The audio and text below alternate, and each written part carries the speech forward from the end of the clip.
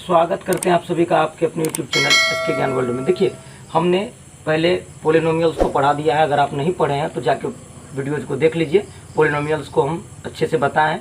आज हम आपको बताने जा रहे हैं दो चर वाले रैखिक समीकरण, है ना, टू वेरिएबल्स लीनियर इक्वेशन, अर्थात तीसरा एक्सरसाइज है आपके मैथ्स का, तीसरा चैप्टर कह सकते हैं आप। दो चर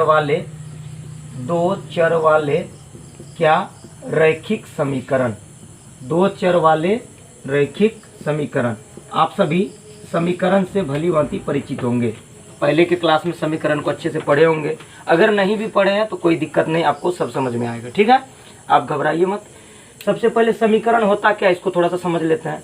समीकरण देखिए, समीकरण चर के रूप में मिलेगा आपको और यह किसी निश्चित मान के लिए ही सही होता है। इसमें जो चर का मान होगा ना, तो कोई खास मान ही होगा जो इसको सेटिस्फाई करेगा, बाकी सभी मानों के लिए यह सही नहीं होता है। और एक होता है आइडेंटिटीज, जिसको आप कहते हैं क्या, सर्वसम्मिका। तो सर्वसम्मिका का मतलब होता है, सर्व का मतलब ऑल, सभी, सर्वसम्मिका सभी मानों के लिए सही होती है। तो आप देख लीजिए समीकरण का जो जनरल फॉर्म होता है, जैसे हम लोग पढ़े थे पहले, सिंगल वेरिएबल की बात करते हैं थोड़ा सा। 2x + 8 बराबर 2x बराबर 8 है, देयरफॉर x बराबर 4।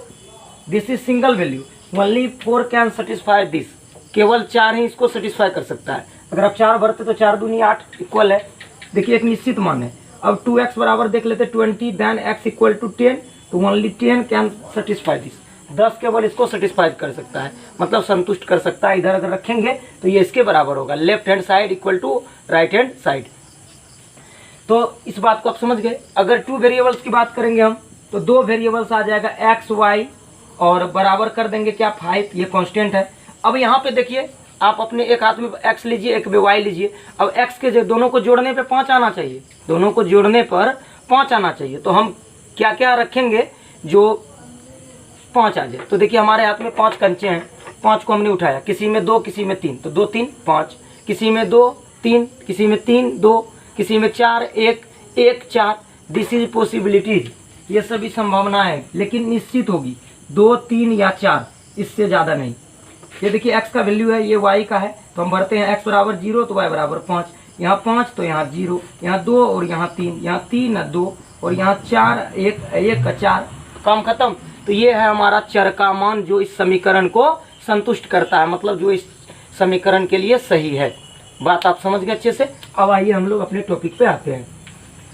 अब तो कोई दिक्कत नहीं होनी चाहिए समीकरण को समझने में। समीकरण कुछ निश्चित मान के लिए ही सही होता है, जबकि सर्वसम्मिका सभी मानों के लिए सही होती है। जैसे a + b का होल स्क्वायर आपने पढ़ा है, a² + 2ab + b², ये क्या होता है, ये एक आइडेंटिटी है सर्वसम्मिका। आप a की जगह कुछ भी भरिए, b की जगह कुछ भी भरिए, दोनों का होल स्क्वायर करिए तो बात वही होगा, सभी मान के लिए सही है, यह कोई निश्चित मान के लिए नहीं। लेकिन समीकरण का कोई निश्चित मान होगा, 2 3 4 5 वैल्यू आ सकता है, वो डिपेंड करता है समीकरण पे। और अगर सिंगल वेरिएबल है तो 1 मान होगा, डबल वेरिएबल है तो 2 मान होगा। और आपके सिलेबस में 2 वेरिएबल्स इक्वेशन है, मतलब x का भी वैल्यू निकालना है और y का भी वैल्यू निकालना है। तो लिखिए ax + by + c = 0 के रूप का, इसके फॉर्म का, the equation of form this is called क्या, linear equation in two variable. Linear क्यों कह रहे हैं, क्योंकि x का पावर 1 y का पावर 1, इसीलिए यह लीनियर है। जब किसी बहुपद का पावर 1 हो तो उसको रैखिक कहेंगे, दैट इज लीनियर। और 2 रहे तो उसको क्या कहेंगे। देखिए लीनियर बहुपद को अगर आप पढ़े होंगे तो समझ में आएगा। लीनियर का मतलब होता है जिसमें चर का घात 1 हो, तो कुछ नहीं तो भाई साहब यहाँ पे 1 होगा, यहाँ पे 1 होगा। अगर 2 रहेगा मान लीजिए, तो आपको दिखेगा इस फॉर्म में, दिखेगा कि सर यहाँ x का मान यहाँ पे 2 है, पावर 2 है। बेसिक चीज़ें सभी को पता है, इतने भी आप लोग कमज़ोर नहीं होंगे, है ना। तो x का पावर जब कुछ नहीं होता है तो 1 होता है। जैसे यहाँ कुछ नहीं है, 5 का पावर 1 है, और जब यहाँ लिखेंगे 5 का पावर 2, तो 2 तो दिख रहा है आपको, है ना। अब यहाँ पर x और y दो क्या है, वेरिएबल्स है। दोनों ax + by + c बराबर 0 के रूप का बीजीय व्यंजक, अलजेब्रिक एक्सप्रेशन कह सकते हैं आप। बीजीय व्यंजक दो चर वाले रैखिक समीकरण कहलाते हैं। इसका जो बीजीय व्यंजक है वह 2 चर वाले रैखिक समीकरण कहलाते हैं, रैखिक समीकरण कहलाते हैं।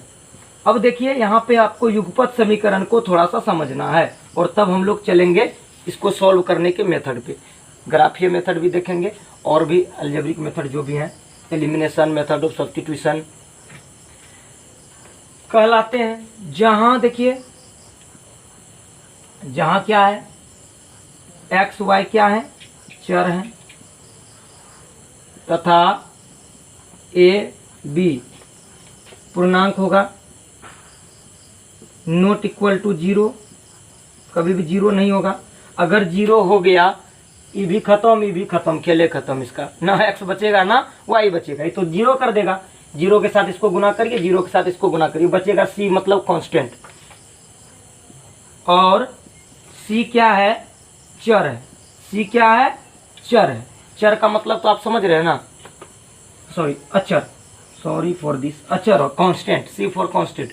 3 4 5 6 जितने भी नंबर्स हैं सभी क्या हैं, अचर हैं। और जो भी अलजेब्रिक आपको लेटर्स दिख रहा है, X Y Z U B P Q R S T, these are क्या, वेरिएबल्स। वेरिएबल्स का मतलब वेरी करने वाला, कांस्टेंट का मतलब नहीं बदलने वाला, और चर जो ना बदले, चर जो बदलते रहे, जिसका वैल्यू बदलते रहता है। जैसे अभी तुरंत एक इक्वेशन हम लिए थे, 2x बराबर 6 तो x बराबर 3 और 2x बराबर 10 तो x बराबर 5। दीज आर क्या, वेरिएबल्स। कभी रहेगा आपको पी टी इक्वल टू 15 तो t बराबर 3, ये सब तो पता है। t का मान क्या रखेंगे, जो 15 आ जाएगा। लेकिन 15 कहीं भी रहेगा तो 15 ही होगा, उसका मान कभी नहीं बदलेगा। अब आइए थोड़ा सा युगपत समीकरण को समझ लेते हैं, ये सब आपको सवाल बनाने में मदद करेगा। अब देखिए युगपत समीकरण, युगपत समीकरण, युगपत समीकरण क्या होता है। देखिए जब दो समीकरण को आप एक साथ लिखेंगे ना तो ये युगपत समीकरण कहलाता है ना, या इसको आप कहते हैं रैखिक समीकरण के युग्म, रैखिक समीकरण के युग्म।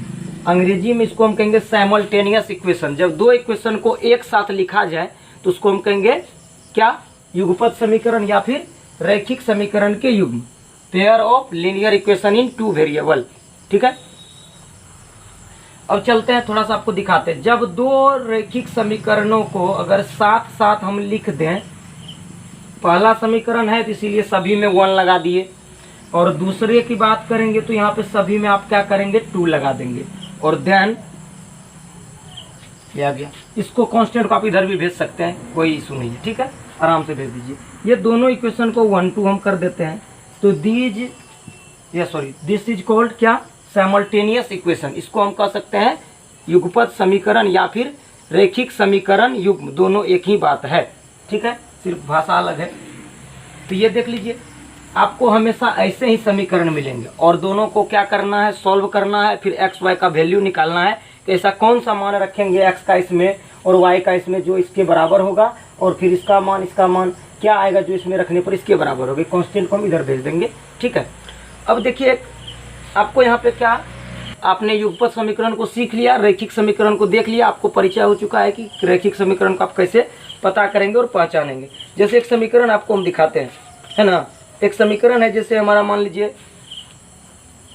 4x + 3y - 20 बराबर 0।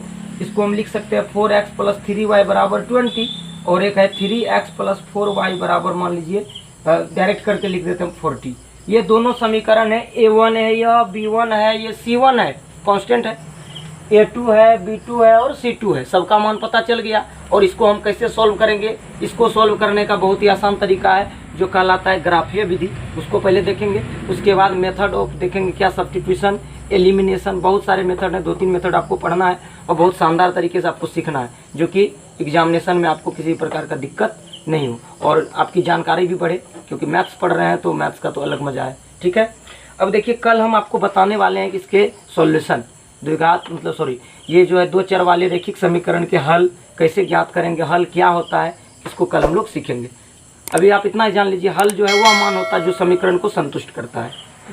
अगर वीडियो अच्छा लगे तो थोड़ा सा लाइक करिए।